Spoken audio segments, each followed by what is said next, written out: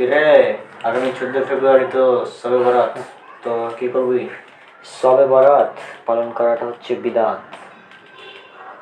বিদাত মানে শবে বরাত পালন করা বিদাত হতে যাবে কেন? বিদাত তুই পাগল হয়েছিস? বিদাত হচ্ছে রাসূল সাল্লাল্লাহু আলাইহি ওয়াসাল্লাম যে আমল করেননি, করতে আদেশ দেননি, সেগুলো বিদাত। সহিহ মুসলিম হাদিস নম্বর 1718, মানে আমিলা আমালান লাইসা আলাইহি আমরুনা ফাহুয়া রাদ্দুন।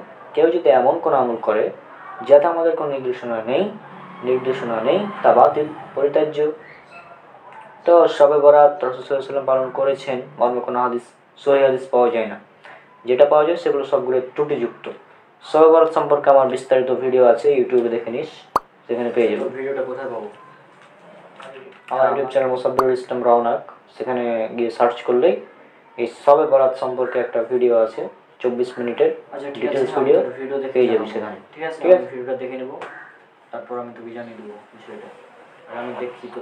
আমি এখানে তোর সঙ্গে তর্ক করতে চাই না, তুই জাস্ট দেখ, তাহলে পেয়ে যাবি।